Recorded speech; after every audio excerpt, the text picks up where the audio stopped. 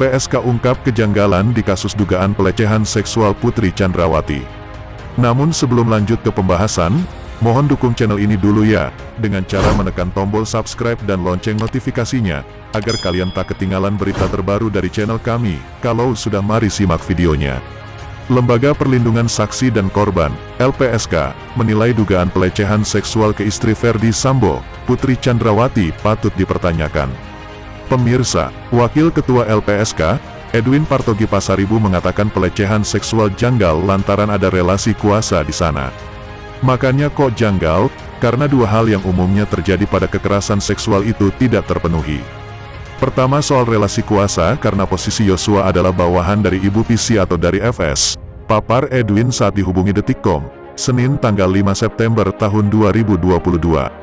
Edwin menyebut pada umumnya, pelaku pelecehan seksual akan mencari tempat yang aman tanpa sepengetahuan orang lain. Namun, di kasus ini masih ada saksi di rumah kawasan Magelang, yakni KM dan S selaku asisten di rumah. Biasanya pelaku memastikan tidak ada saksi. Ini peristiwanya di rumah Ibu Pc. Di situ ada KM dan ada S, Susi. Jadi terlalu apa ya, nekat ya?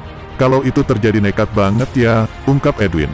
Kejanggalan ketiga, lanjut Edwin, perihal posisi PC yang disebutnya masih bisa memberikan perlawanan.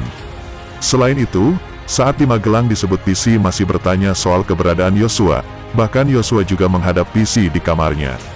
Ini kan tergambar di rekonstruksi. Bayangkan saja bagaimana kok korban dari kekerasan seksual masih bertanya tentang pelakunya dan masih bisa bertemu dengan pelakunya secara fisik di ruang pribadinya yang merupakan tempat peristiwa dugaan itu, tutur Edwin. Menurut Edwin, umumnya, korban pelecehan seksual akan mengalami trauma atau depresi untuk bertemu kembali dengan pelaku. Kelima, korban masih berada satu rumah dengan pelaku di tanggal 7 dan tanggal 8 Juli. Yosua masih tinggal menginap di rumah itu. Itu rumahnya kalau kita pakai pendekatan kekerasan seksual itu rumahnya korban.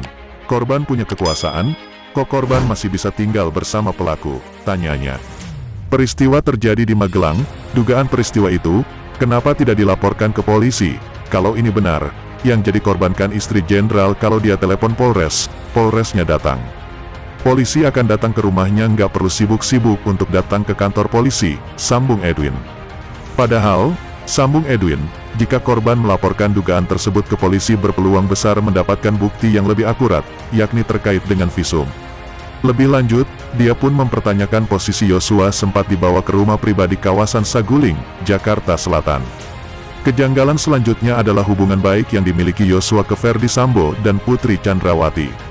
Yosua masih dibawa Ibu Pc beserta rombongan ke rumah Saguling, artinya dia masih bisa bersama-sama dengan pelaku, itu uniklah. Ibu Pc sudah menganggap Yosua anak, dan mungkin juga sebaliknya Yosua sudah menganggap Ibu Pc sebagai ibu. Jadi itu keganjilan yang kedepalan, kata Edwin. Kejanggalan terakhir, menurut Edwin masih terkait dengan hubungan antara Yosua dengan Putri Chandrawati. Namun, pihaknya belum bisa menjelaskan lantaran tak ingin mendahului penyidik. Kejanggalan, yang ke-9 masih saya tahan dulu. Kami sudah punya informasi tapi kami belum bisa sampaikan karena tidak mau mendahului penyidik, pungkasnya. Demikian informasi perkembangan baru kasus ini. Salam untuk keadilan ditegakkan di negeri ini. Sekian dan terima kasih.